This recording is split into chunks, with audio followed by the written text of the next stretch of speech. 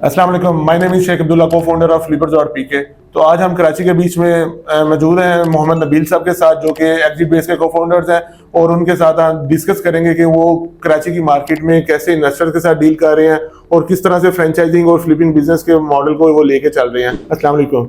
वालेकुम सलाम अब्दुल्ला, कैसे हैं आप? अल्लाह का शुक्र सर, आप सुनाएं। बिल्कुल ठीक ठाक जी सर तो थोड़ा सा बताएं ऑडियंस को कि किस स्कोप में आप काम कर रहे हैं, क्या इंडस्ट्री है आपकी और किस तरह से चीज़ों को लेके चल रहे हैं। हमारी इंडस्ट्री वही है जो फ्लिपर है। फ्लिपर और exit base kind of competitor है, लेकिन हमारा ये बिलीव है कि यार पाकिस्तान के अंदर ना जिस इंडस्ट्री में हम काम कर रहे हैं ऑलरेडी अवेयरनेस बहुत कम है, तो हम सबको मिलकर काम करना चाहिए। That's why we are sitting together. Exit base is a platform marketplace जहाँ पे आप अपना बिजनेस बाय कर सकते हैं, जहाँ सेल कर सकते हैं। लेकिन सबसे इंटरेस्टिंग चीज़ जो हम लोग आजकल कर रहे हैं वो ये है कि अगर आप कोई अपना बिजनेस चला रहे हैं, वो रनिंग है, प्रॉफिटेबल है, और उसको ग्रो करने के लिए आपको अगर इन्वेस्टमेंट रेज करनी है तो आप एग्जिट बेस के पास आ सकते हैं। ठीक है, तो हमारे पास इस टाइम पे अल्हम्दुलिल्लाह तकरीबन 60 से ज़्यादा इन्वेस्टर्स हैं जो इंटरेस्टेड हैं कि हम रनिंग प्रॉफिटेबल बिजनेस में इन्वेस्टमेंट करें। ग्रेट, माशाल्लाह।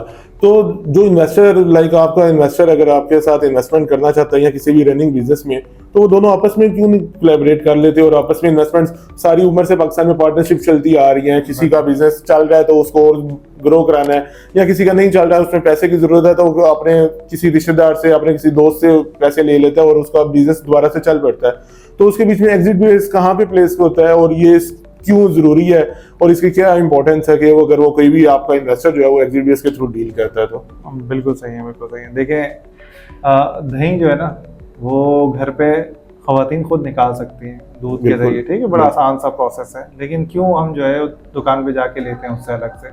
क्योंकि वो बंदा, उसकी स्पेशलिटी है, तो जब वो बनाता है तो उसका टेस्ट अच्छा होता है और उसके जो भी इंग्रेडिएंट आपकी इन्वेस्टमेंट तो उसी की है, बिजनेस किसी के, आपका तो कुछ नहीं है बीच में। हमारा क्या है, नॉर्मली लोग ये नहीं समझ पाते। लोग अच्छा। देखें, due diligence is the key thing. ठीक है, अगर आप 50 लाख रुपए इन्वेस्टमेंट कर रहे हैं, ठीक है, अगर आप ऐसी जगह पे इन्वेस्टमेंट कर दें जो कि चीज ही खराब हो और बंदे ने आपको सुनहरे ख्वाब दिखाए हो, तो फिर क्योंकि आपका देखिए आपके पास पैसे तो हैं, लेकिन आपको नहीं पता यार रेस्टोरेंट बिजनेस कैसे चलता है, आपको नहीं पता ई कॉमर्स बिजनेस कैसे चलता है। ठीक है, तो जब आपको पता ही नहीं है तो आप किस बेसिस पे डिसीजन लेंगे कि ये बिजनेस ठीक चल रहा है? ठीक है, ठीक हो गया। तो ये तो आपके पास ऐसे कौन से पैरामीटर्स हैं कि आप किसी भी बिजनेस को जज कर लेते हैं कि ये बिजनेस जो है वो अच्छा है और किसी भी इन्वेस्टर अपने को आप वो पिच कर सकते हैं, उसको सजेस्ट कर सकते हैं कि इस बिजनेस में आप? देखिए, हमारा ना एक एक्सटेंसिव ड्यू डिलिजेंस प्रोसेस है। ठीक है, होता ये है कि जब हमारे पास कोई बिजनेस ऑनबोर्ड आता है ना कि यार मुझे इन्वेस्टमेंट चाहिए, तो कम से कम भी 3-4 महीने उसके ड्यू डिलिजेंस में लगते हैं। ठीक है, ड्यू डिलिजेंस में सबसे पहले जो ड्यू डिलिजेंस होती है ना वो उसकी फाइनेंशियल ड्यू डिलिजेंस होती है कि यार लेट्स सपोज वो बोलता है मैं बिजनेस चला रहा हूं, 4 महीने में तो बिजनेस डूब भी गया होता है ऑलरेडी, वो तो बंद होने के करीब होगा। नहीं, तो इसी हाँ, तो हम हमेशा ये एक हमारा की पैरामीटर है कि हमारे पास जब भी इन्वेस्टमेंट प्लेस करने आएगा ना कोई बिजनेस, ठीक है, तो ऐसे बिजनेस में हम इन्वेस्टमेंट करवाते ही नहीं है जो कि बिल्कुल तबाही के करीब हो। हमारा थीसिस ही ये है कि हम रनिंग प्रॉफिटेबल बिजनेसेस में इन्वेस्टमेंट करवाएंगे ताकि इन्वेस्टर का जो रिस्क फैक्टर है ना वो कम से कम हो सके। राइट, क्योंकि होता है ये कि पाकिस्तान में तो हर बंदा है ना जिसका बिजनेस डूबने जा रहा है वो बोलता है मुझे इन्वेस्टमेंट दे दो, लेकिन इसमें इन्वेस्टर का रिस्क बहुत ज्यादा हाई हो जाता है। क्योंकि देखिए, बिजनेस रन करने में ना बहुत सारे पैरामीटर्स होते हैं। एक पैरामीटर ये होता है कि बंदा कितना सिंसियरली उसे चला रहा है। ठीक है, तो मोस्ट ऑफ द टाइम हमने ये देखा है कि जिस बंदे का बिल्कुल ही बिजनेस डूब रहा होता है ना उसमें उसकी भी अपनी कुछ ना कुछ गलतियां होती हैं। ठीक, तो इसलिए हमने काफी स्टडी करने के बाद ये डिसाइड किया फाइनली कि यार हम किसी भी डूबती हुई किश्ती में नहीं जाएंगे, हम उस किश्ती में जरूर जाएंगे जो कि आहिस्ता आहिस्ता स्लो ग्रो हो रही है। अब उसको अगर हम पेट्रोल ज्यादा डाल दें, एक्सेलरेशन ज्यादा कर दें तो वो पुश मिल जाएगा, वो ग्रो हो जाएगा, और इससे इन्वेस्टर को भी फायदा है और हमारे उसको भी फायदा। तो ड्यू डिलिजेंस के अंदर तो हमारी एक फाइनेंशियल ड्यू डिलिजेंस होती है। 3 या 4 महीने का प्रोसेस क्यों है कि जब पहले महीने में हम फाइनेंशियल ड्यू डिलिजेंस करते हैं ना तो पिछले 1-2 साल के जो भी नंबर्स हैं वो सारे वेरीफाई करते हैं कि भाई आप बोल रहे हो कि इस महीने का ये रेवेन्यू है, तो वाकई में इस महीने रेवेन्यू है किस बेसिस में आप चेक करते हैं? ई कॉमर्स की एग्जांपल ले लें आप। ठीक है, ई कॉमर्स का बिजनेस है, ई कॉमर्स के अंदर लॉजिस्टिक कंपनी है, लॉजिस्टिक कंपनी से आपको पता चल जाता है कि मार्च का कितना पे आउट हुआ, आपके शॉपिफाई में नजर आ जाता है, अगर उन्होंने ईआरपी इंप्लीमेंट किया था वहां से नजर आ जाता है। फिर इसी तरह से उस महीने जो आप बोल रहे हैं कि यार मैंने एड स्पेंड पे इतने पैसे लगाए, तो हम जाके सोशल मीडिया के उसके ऊपर, अब जो एक नॉर्मल इन्वेस्टर है ना उसे क्या पता है शॉपिफाई कैसे यूज होना है, उसे क्या पता है ईआरपी कैसे यूज होना है, उसे ये पता ही नहीं कि भाई आरओएस क्या है और वो क्या है। बिल्कुल, जो नॉर्मल इन्वेस्टर है वो गलती क्या करता है, वो देखता है शॉपिफाई का रेवेन्यू। तो क्या आप ये समझते हैं कि आज से जो शुरू से पाकिस्तान में चलती आ रही है इन्वेस्टमेंट, लाइक 2020 से पहले की अगर मैं बात करूं तो जो इन्वेस्टर्स को प्रॉब्लम आती थी, जो पार्टनरशिप्स में प्रॉब्लम्स आती थी, आज मैंने अपने किसी यार दोस्त को बोला कि यार मुझे पैसे की जरूरत है, मुझे पैसा दे दो, मैं महीने का तुम्हें इतने लाख दे दूंगा, 1 करोड़ रुपया दो, मैं 3 लाख रुपया तुम्हें महीने का, 5 लाख रुपया, 10 लाख रुपया महीने का दे दूंगा।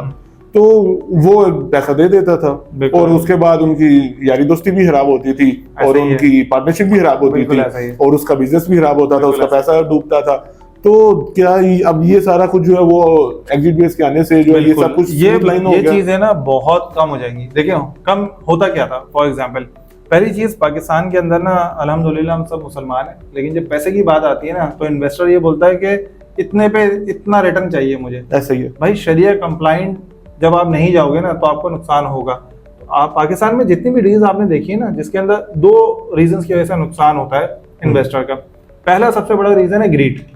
क्या अगर कोई आपको बोल रहा है ना कि 1 करोड़ के ऊपर 5 लाख या 6 लाख में मंथली रिटर्न दूंगा, तो वो आपको देगा, 2-3 महीने तो जरूर देगा, उसके बाद वो आपको ऐसा शौक देगा कि आपके वो पैसे डूब जाएंगे। बिल्कुल। तो पहली चीज तो ये है कि हम पहले इन्वेस्टर को भी और फाउंडर को भी गाइड करते हैं कि भाई रियलिस्टिक एक्सपेक्टेशन कितनी है, मतलब तुम कितना रिटर्न दे सकते हो और शरिया के हिसाब से तुम्हारी डील होनी चाहिए, ताकि ये कि प्रॉफिट एंड लॉस दोनों में इन्वेस्टर का जो है वो हो और उसे पहले से पता हो। ठीक है। पहली चीज हम ये कर देते हैं। दूसरी चीज हम करते हैं ना, जो सबसे बड़ा रीजन है, लोग जब भी कोई पार्टनरशिप करते हैं ना, तो पार्टनरशिप करते वक्त जो इन्वेस्टर होता है ज्यादातर पाकिस्तान का, वो बिजनेस सेंस उसे इतना नहीं होता। जो खासतौर पे इस तरह का इन्वेस्टर है ना, जो जॉब कर रहा है, फॉर एग्जांपल उसके पास पैसे जमा हो गए, या फॉर एग्जांपल उसने जॉब कंप्लीट की है तो उसको पैसे मिले पेंशन में XYZ, तो उन लोगों को बिजनेस कभी उन्होंने किया नहीं होता। अब ज्यादातर जो आप देखेंगे ना लॉसेस इस तरह के लोगों के साथ होते हैं। अब उन्हें ना ये अंडरस्टैंडिंग ही नहीं होती। मोस्ट ऑफ द टाइम मैंने ये भी देखा है कि वो इन्वेस्ट करते हैं, जो फाउंडर है उसकी कोई गलती नहीं होती। ठीक है, लेट्स सपोज किसी ने इन्वेस्ट किया होता कोविड से पहले किसी स्कूल सिस्टम में, ऐसे ही अब कोविड आ गया, अब क्या वो स्कूल बंद हो गया, अब इन्वेस्टर, पाकिस्तानी इन्वेस्टर क्या बोलेगा, तुमने मेरा पैसा डुबा दिया, तुमने मुझे चूना लगा दिया। तो लोगों को हम ये समझा रहे हैं कि भाई चूना लगता है, लेकिन चूना से बचने के तरीके रियलिस्टिक क्या टाइम पीरियड भी होता है, बिजनेस का टाइम पीरियड और ये सारी चीजें, तो हम उन सारी चीजों को स्ट्रीमलाइन कर रहे हैं ताकि ये जो मसले मसाइल होते हैं ना ये कम से कम हो सके। तो क्या अभी तक आपने कितने इन्वेस्टर्स को सक्सेसफुली जो है वो इस प्रोसेस के थ्रू जो है अपने इन्वेस्टमेंट्स करवा दिए हैं और क्या वो सेटिस्फाई हैं? तकरीबन अब तक अगर हम देखें ना तो 25 से 30 करोड़ की इन्वेस्टमेंट करवाई है हमने डिफरेंट बिजनेसेस में। ठीक है। और नंबर ऑफ इन्वेस्टर्स की अगर मैं बात करूं तो ये कोई बनते हैं कोई 40-45। ठीक है, 40-45 इन्वेस्टर की डिफरेंट बिजनेस में इन्वेस्टमेंट करवा चुके हैं। ठीक है। और अल्हम्दुलिल्लाह आप समझे कि हर जो इन्वेस्टर है उनको मंथली अच्छे प्रॉफिट मिले, अच्छे एग्जिट मिले। सिर्फ एक हमारे से डील हुई थी जिसमें हमारे इन्वेस्टर को काइंड ऑफ नुकसान हुआ है। अच्छा। उसका नुकसान होने का रीजन भी ये नहीं था कि फाउंडर ने फ्रॉड किया या स्कैम किया, उसका रीजन ये था कि यार बिजनेस की एक अपनी वो थी जिसकी वजह कैपेसिटी फुल कह लें कि डिसीजन मेकिंग भी होती है ना, कि let's suppose clothing brand example के तौर पे उसने बोले यार विंटर का सीजन आ रहा है, तो विंटर का सीजन अगर आ रहा है तो मैं इसमें ये वाला डिजाइन निकाल लूं तो मेरे ज्यादा चल जाएगा, लेकिन वो डिजाइन जब उससे निकाला वो डिजाइन अच्छा ही नहीं लगा लोगों को। तो अब इसमें जो नुकसान हुआ है, अब इसमें फाउंडर की तो गलती नहीं है, तो लोगों को मैं समझाता हूँ कि मेंटली इस चीज के लिए ये तो बिजनेस है ना, आपने किसी भी बिजनेस में जब इन्वेस्ट करना है तो ऑफ कोर्स आपको परसेंटेज भी हाई उसके अगेंस्ट मिल रही है। अगर आपने एज एन जस्ट पैसे देने हैं तो उसके तो आपको उसके अगेंस्ट तो आपको कम। हम ये भी समझाते हैं कि यार पाकिस्तान में अगर आप इन्वेस्टमेंट कर रहे हैं ना बिजनेस में, तो आपके लिए एक जो स्टैंडर्ड बेंचमार्क है ना वो ये इस टाइम पे बैंक आपको 11% रिटर्न दे रहा है। ठीक है। आपको एक रनिंग प्रॉफिटेबल बिजनेस आराम से 20-25% रिटर्न देता है। ठीक है, अगर आप एज अ पैसिव इन्वेस्टर काम कर रहे हैं। ठीक है। हमारे यहाँ लोग क्या एक्सपेक्ट करते हैं कि अगर वो किसी बिजनेस में इन्वेस्टमेंट कर रहे हैं ना तो उनको ईयरली रिटर्न मिले 60%। ठीक है। ठीक है, इसका थोड़ा सा ऑडियंस के लिए सिंपल कर दें। अगर फॉर एग्जांपल मैंने 1 करोड़ पे इन्वेस्ट किया तो 10 लाख ले लें आसान करने के लिए। 10 लाख रुपए अगर इन्वेस्ट किया ना तो आपको monthly as a passive investor जब आप इन्वेस्ट कर रहे हैं, ठीक है, तो आपको मंथली जो है 16,000 से 20,000 रुपए अगर आपको मिल रहे हैं ना 10 लाख के ऊपर, ठीक है, ये एक अच्छा रिटर्न है as a passive investor. I am not talking 10 lakh के ऊपर 20,000 अगर मिल रहा है तो वो 16 से 20,000 मिल रहा है, अगर कंटिन्यू मिल रहा है। यस, कंटिन्यू मिल रहे हैं, ये अच्छा रिटर्न है। क्योंकि देखिए आप कंपेयर करें ना, आप बैंक से कंपेयर करें वो 11% दे रहा है, ये जो 16-20,000 रुपए आपके बनेंगे ना 25% बनेगा ईयरली। ठीक है, which is very good return.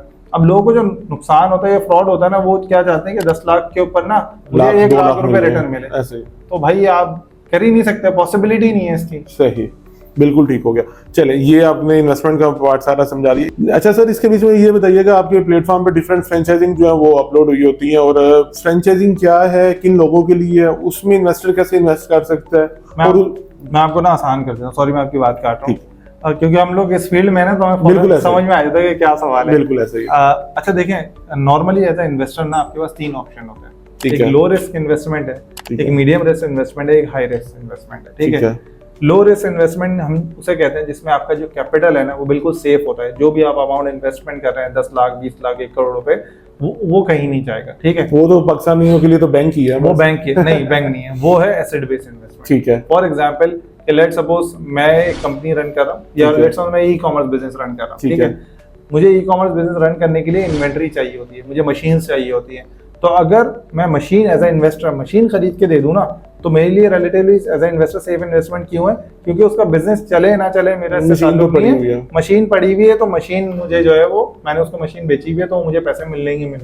तो इस तरह से आपको क्या होता है कि आपको एसेट बेस्ड इन्वेस्टमेंट बहुत सारे टाइप की होती है, बिल्कुल उसमें हम डिटेल में नहीं जा रहे, लेकिन वो आपकी सेफ इन्वेस्टमेंट होती है। ठीक है। आपको एक ईयरली अच्छा प्रॉफिट 20% के आसपास ईयरली प्रॉफिट मिल जाता है एसेट बेस्ड इन्वेस्टमेंट में। ठीक है। फिर दूसरा आ जाता है मीडियम इन्वेस्टमेंट, वो होती है फ्रेंचाइजिंग इन्वेस्टमेंट जो आपने बात की। ठीक है। फ्रेंचाइज वो लोग हमेशा करें जिन लोगों को किसी न्यू बिजनेस में आना है। तो जो लो रिस्क है वो करे जैसे कि बिजनेस से ताल्लुक नहीं है, बस मुझे रिटर्न मिलना चाहिए, रिटर्न बैंक में मिलना रखा हुआ है पैसा, उससे बेहतर है कुछ रिटर्न मिल जाए। ठीक है।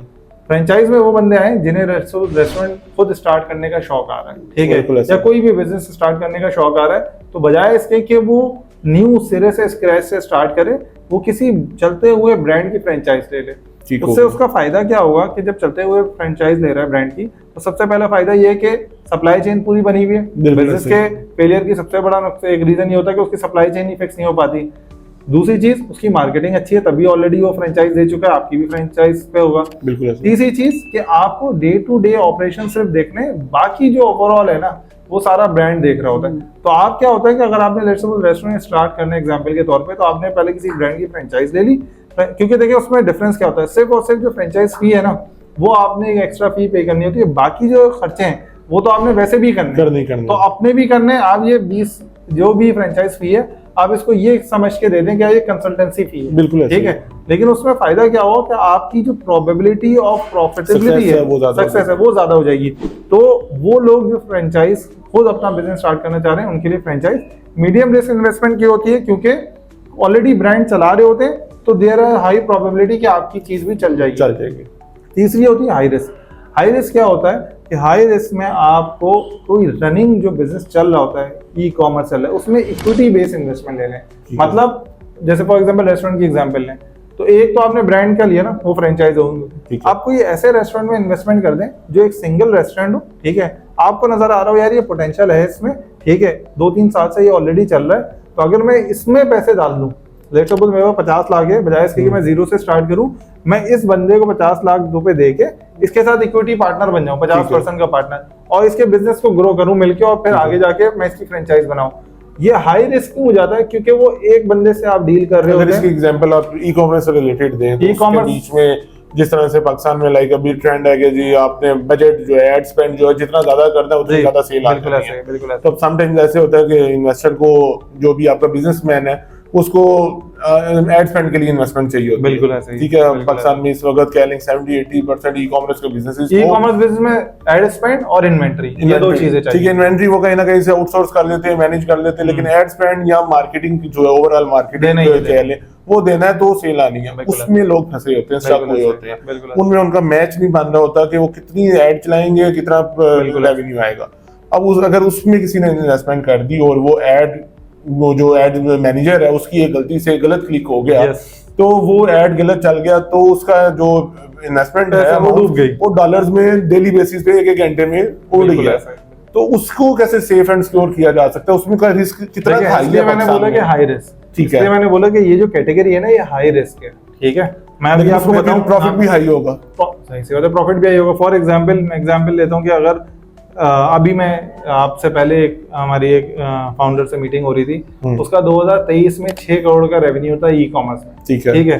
2024 में 2 करोड़ का रेवेन्यू हो गया, अब वो अपना बिजनेस जो है वो सेल कर रहा है। ठीक है। और उसने 2024 के एंड में बंद कर दिया। गलती उसकी छोटी सी थी कि उसने इन्वेंटरी बल्क में बना ली, ये सोचते हुए कि भाई मेरे निकल जाएगी, और उसकी इन्वेंटरी स्टक हो गई और डेड इन्वेंटरी की वजह से बेचारे को अपना बिजनेस बंद करना पड़ रहा है।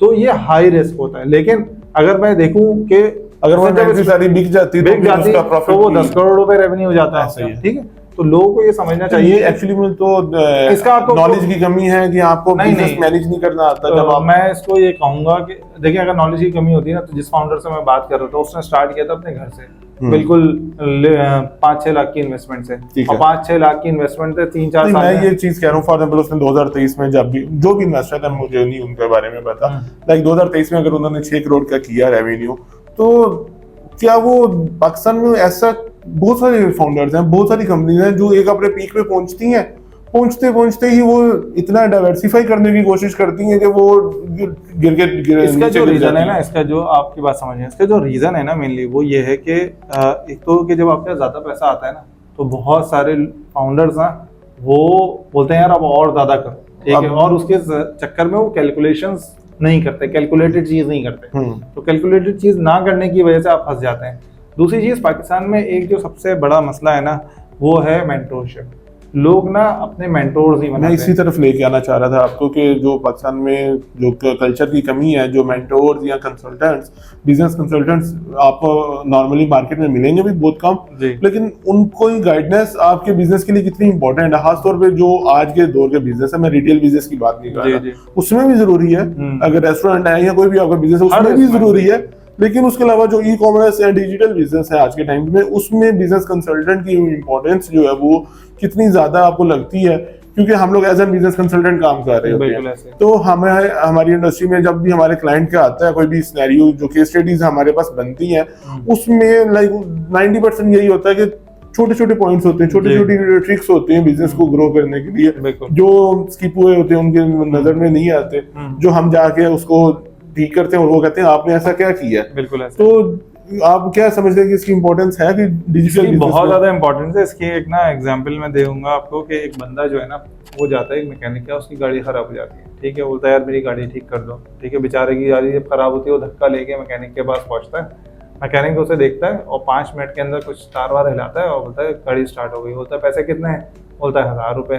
बोलता है तुमने तो 5 मिनट किया है और 1000 रुपये ले लिए। बोलता है यार ये जो मुझे पता था ना ये जो तुम पार होता है इस चीज के पैसे 5 मिनट के नहीं है, पैसे जो मेरा प्रीवियस एक्सपीरियंस है ना, जो पिछले सालों का एक्सपीरियंस चल रहा होता उसके है ऊपर। तो अब होता ये है कि अगर आप ऐसा मेंटोर रख लेना अपने पास किसी को, तो ऑनेस्टली स्पीकिंग कि आप बहुत सारी ऐसी मिस्टेक से बच जाएंगे। अब जैसे फॉर एग्जांपल मैं ये जो एग्जांपल मैंने दी कि 6 करोड़ का रेवेन्यू के पे अगले साल वो सेल कर रहा है, अगर ये बंदा कोई मेंटोर रख लेता उस टाइम पे, तो मेंटोर उसे गाइड करता कि यार क्योंकि मैं ई कॉमर्स चला चुका हूँ तो ये वाले मिस्टेक नहीं करना। हर चीज की एक पीक आती है, लेकिन उसके बाद लाजमी नहीं होता कि वो पीक कितना टाइम लग रहा है, उसने डाउनफॉल उसमें आना। मेंटोरशिप पाकिस्तान में ना होने की वजह से बहुत सारे बिजनेस बंद हो जाते हैं। और अभी तो देखें हमारे पास भी बहुत सारे बिजनेसेस आते हैं ना, अब हम उन्हें बिजनेसेस को बताते हैं कि यार इसकी ग्रोथ में ये हो जाएगा। अब लोग जो है वो थोड़े से ग्रीडी भी हैं फाउंडर्स, वो बोलते हैं यार मैं अपनी इक्विटी नहीं दूं, वो कुछ इस तरह की चीज निकालने की कोशिश करते हैं कि यार बस मेरा काम भी हो जाए। इक्विटी देने से बेनिफिट होता है या क्यों इतना ग्रेडी उसमें लोग शो करते हैं, उसमें क्यों इस तरह का डरते हैं इक्विटी शेयर करने से? देखिए 2 रीजन है, एक ग्रेड है कि यार मैं इक्विटी क्यों दूं, मेरा पास कल को मैं पाकिस्तान का यूनिकॉर्न बन गया तो मैं इसको क्यों शेयर दूं? एक तो ग्रेड है, ठीक है, इसी वजह से शायद आज तक यूनिकॉर्न बन भी नहीं सका, इसी वजह से नहीं बन सका, ठीक है, बिल्कुल इस तरफ मैं आऊंगा।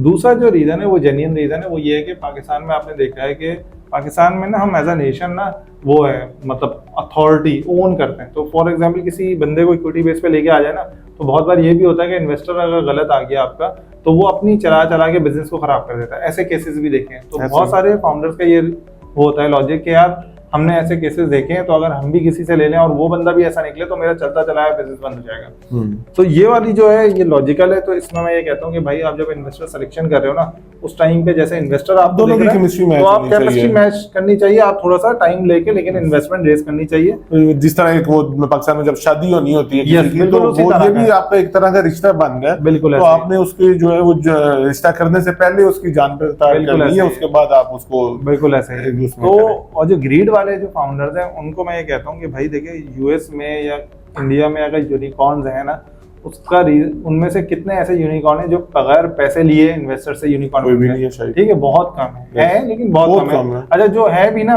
वो है जिन्होंने अपना पैसा डाला है, मतलब पैसा डाला है, पैसा तो डाला है, पैसे बगैर वो अपना पैसा डाला। बिल्कुल। तो भाई मैं उन्हें समझाता हूँ कि यार अभी अगर तुम लेट्स सपोज महीने की 50 लाख की सेल कर रहे हो ना, तो तुम्हें 3 करोड़ की सेल करने में हो सकता है 3 साल लग जाए। ऐसे ही लेकिन अगर तुम इन्वेस्टर इन कर लो इस टाइम पे, तो हो सकता है यही चीज तुम 1 साल में कर लो। बिल्कुल ऐसे तो तुम्हारा जो पाए है या ब्रांड की जो ट्रेजेक्टरी है वो ग्रोथ बहुत तेज हो जाएगी।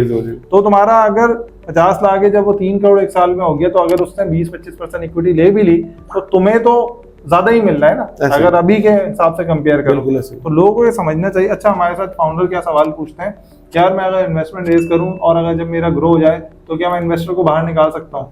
बोलता हूँ भाई तुम्हें तो इन्वेस्टमेंट नहीं दिलाऊंगा मैं, मतलब तुम्हारी इन्वेस्टमेंट लेने से पहले ये सोचे। देखें ये फैक्टर भी तो उनका कंसर्न बड़ा इंपॉर्टेंट है, लाइक जो इन्वेस्टर है खासतौर पे उसका, कि फॉर एग्जाम्पल मैं आया, मैंने मेहनत की, पैसा लगाया, जब उसके पास पैसा आ जाएगा तो वो मुझे वो बाईबैक कर ले मेरी इक्विटी। बिल्कुल ऐसे ही। तो इसमें हम तो बाईबैक का जो ऑप्शन है इक्विटी में, वो कितना परसेंट जो है वो इफेक्टिव है, लाइक उसका होना चाहिए, क्योंकि एग्जिट स्ट्रेटेजी तो होनी चाहिए ना। जाहिर सी बात है, अब मैं और आप अगर कोई काम शुरू कर रहे हैं एक साथ, तो एग्जिट स्ट्रेटेजी किसी भी वजह से आ सकती है ना, जरूरी नहीं है कि नियत में ही खोट हो। तो इस वजह से एग्जिट स्ट्रेटेजी होनी चाहिए। लेकिन अगर आपकी नियत में ही है कि यार मेरे पास अच्छा आ जाएगा तो मैं निकाल दूंगा, तो ये रॉन्ग है ना। ठीक है। अच्छा, एग्जिट स्ट्रेटेजी सिंपली ये होती है, अच्छा फोर्सफुली नहीं कर सकते आप किसी बंदे को एग्जिट, क्योंकि वो आपका पार्टनर है। बिल्कुल ऐसे ही। तो उसके अंदर डील होता है कि भाई जब एग्जिट हो रहा होगा तो उस टाइम पे कंपनी की वैल्यूएशन कैसे होनी चाहिए, किस तरह से होनी चाहिए, और मतलब अगर फाउंडर एग्जिट होना चाह रहा है तो वो किस टर्म्स एंड कंडीशन पे हो सकता है, इन्वेस्टर किस टर्म्स एंड कंडीशन और कितने टाइम में हो सकता है। कोई भी इन्वेस्टर जब बायबैक करते हैं आपके इन्वेस्टर के साथ या आपकी जो फाउंडर है उसके साथ,